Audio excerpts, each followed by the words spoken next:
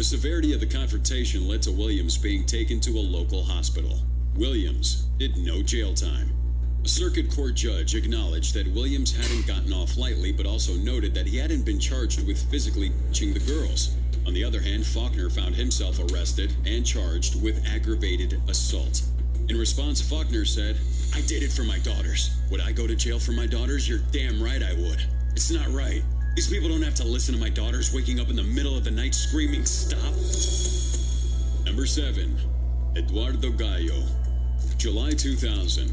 Eduardo's 25-year-old daughter, Paula, vanished from his weekend house in Tepoztlan, Mexico. Gallo was distraught and soon received a call from a gang demanding a hefty ransom for her safe return. Desperate to get his daughter back, Gallo managed to scrape together $18,500 and some jewelry, which he promptly handed over to the kidnappers. Tragically, a week later, Paula's lifeless body was discovered. Gallo tearfully expressed his love for his beloved child at her funeral by saying, "I'll always love you, my adored child. Thank you for your smile and your caresses. Thank you for your songs, your happiness, and your love of life. You always lit the path so I could distinguish between justice and vengeance." The pain Gallo felt was indescribable. He knew that his daughter's last moments must have been filled with terror, as she'd been shot in the back and neck. Although 3 suspects were swiftly apprehended, the actual triggerman responsible for ending Paula's life remained at large. Driven by an overwhelming desire for justice, Gallo made a drastic decision. Transformed himself into a relentless sleuth, determined to track down the killer himself. Over the next year, Gallo tirelessly pursued leads on the streets and meticulously analyzed phone records.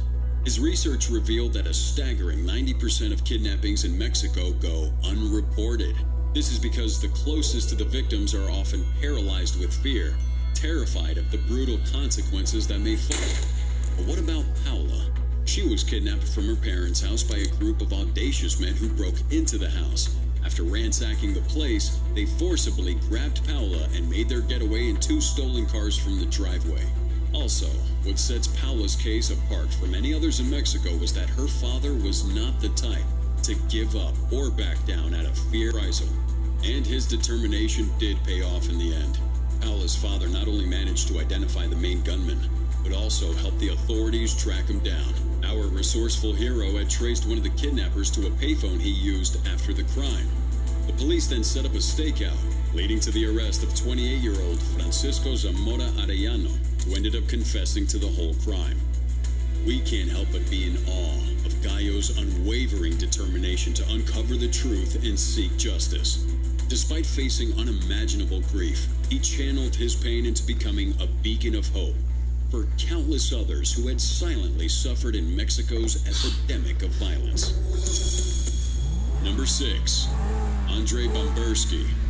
July 10, 1982.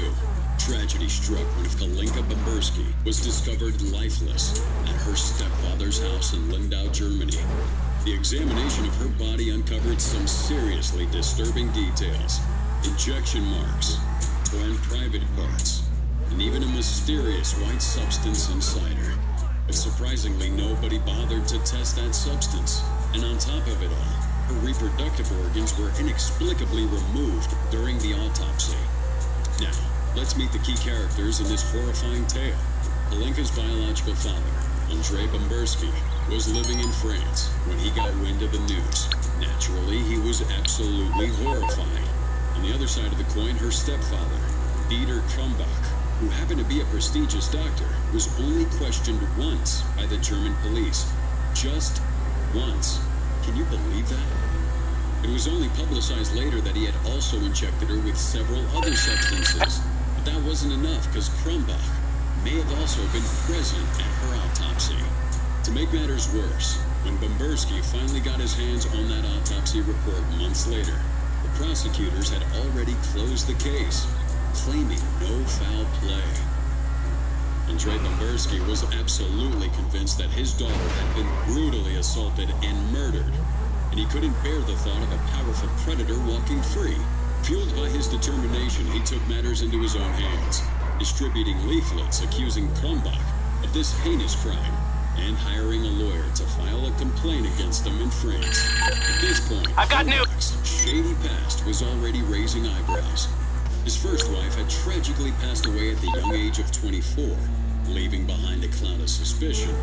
And if you want more, years later, Kronbach was found guilty of drugging and sexually assaulting a female patient. The pieces were starting to fall into place, and Bumberski's resolve to bring Kronbach to justice for his daughter's murder only grew stronger. 2009, in a bold move, Bumberski decided to take drastic measures. He orchestrated the kidnapping of Kronbach from Germany and arranged for him to be transported to France. Dropping him off at a nearby police station was a calculated move that ultimately led to Kronbach's arrest and subsequent conviction for the crime in 2011. The disgraced doctor received a sentence of 15 years in prison. He served a significant portion of that term, spending 9 years behind bars until he was released on medical grounds in 2020. It's hard to imagine the relief Bumberski must have felt knowing justice had finally been served, even if it was a long and challenging journey. However, Bumberski's actions didn't go unnoticed. 2014, he found himself on trial for the kidnapping, facing the consequences of his vigilantism. Ultimately, he was handed a 1-year suspended jail sentence for his actions. And well, we can bet that that was a price he was definitely willing to pay, for his story is the perfect testament to determination, sacrifice, and a father's unwavering love for his daughter. Number 5. A Texan father.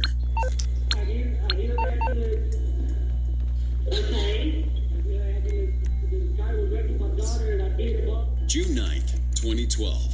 On a ranch on the outskirts of Shiner, Texas, the adults were shoeing a horse while a girl and her brother went to feed the chickens. In a distressing incident, a 47-year-old man named Jesus Mora Flores, who worked as a farmhand for the family, forcefully took the girl and brought her to a secluded shack. The girl's brother, a year-old